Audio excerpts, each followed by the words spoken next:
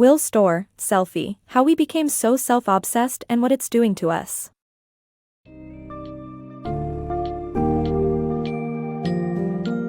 And Selfie, How We Became So Self-Obsessed and What It's Doing to Us. Will Storr investigates the origins of our self-obsession and its consequences on our mental health and society.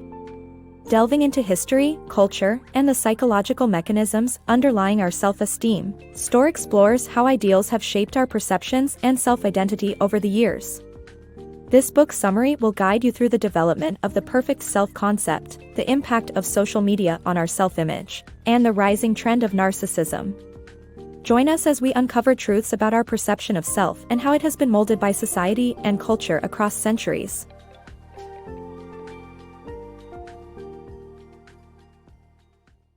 Shaping our perfect self.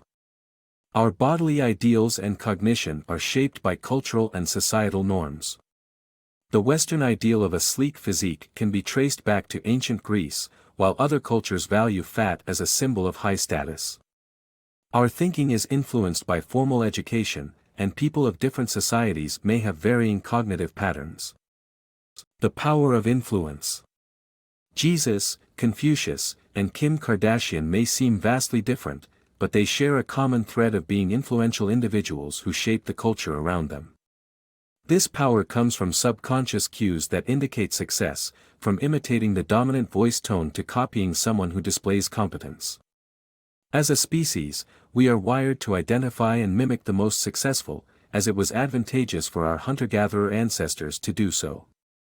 Status symbols and the Paris Hilton effect, where attention generates more attention, play a significant role in amplifying someone's status. Ultimately, influential individuals impact our ideas of who we want to be, molding the culture we live in. The emergence of the perfect self. The 19th century marked a significant time in the history of Western civilization. The introduction of steam power, railroads, electricity, and social mobility radically changed people's sense of self-being. Individuals were no longer tied to their environment but were seen as masters of their own destinies. As a result, the economy became central to shaping people's sense of self. Self-determination became the new social ideal, and the hardworking man capable of self-improvement emerged as the perfect self. This shift was mirrored in the emergence of the self-help genre. The first self-help book, Self-Help, provided individuals with tools to improve themselves and take advantage of opportunities in modern society. These books and the image of the perfect self they presented continue to influence our perceptions today. The dark side of boosting self-esteem. The belief that high self-esteem is socially beneficial gained wider currency in the 1980s, but it has no basis in fact. The earliest academic research into self-esteem cast doubt on its potential role as a social good. In fact, programs designed to boost self-esteem have led to an increase in narcissism. Boosting people's sense of self can leave them convinced of their superiority, which is on the rise. Numerous studies have shown that the level of narcissism in young people has skyrocketed since the 1970s. The dark side of selfie culture. In the age of the selfie, society has become more individualistic and competitive than ever before. Posting selfies on social media is a way of building a personal brand and competing with others for positive feedback, likes, and comments.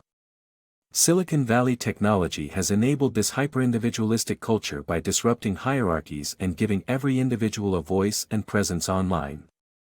The downside is that we have lost a sense of collective solidarity and transformed the world into a competition for short-term contracts.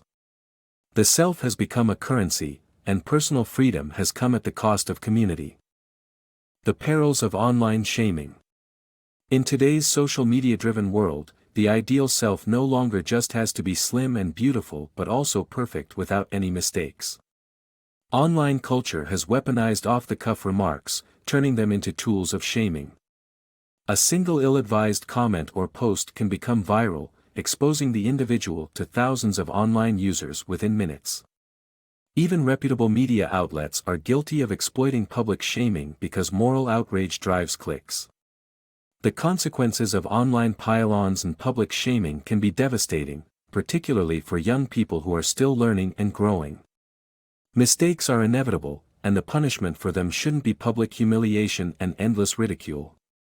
The repercussions can be traumatic, as illustrated by a tragic case in Britain where a 16-year-old girl took her life after a personal photograph she shared with friends was misconstrued as racist by millions around the world.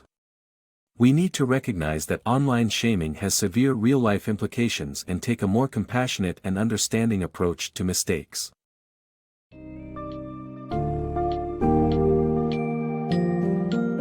In conclusion, Selfie sheds light on the evolution and consequences of our self-obsession and society's fixation on the perfect self. From ancient Greek ideals to the social media-fueled selfie culture, our self-perception is influenced by external factors.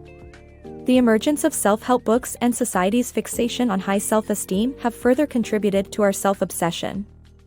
Furthermore, in today's competitive world, where the self has become a currency to be monetized, our internet-driven society has lost the sense of collective solidarity. As we strive towards a perfect self that rarely makes mistakes, the culture of public shaming continues to impact individuals, resulting in harmful consequences.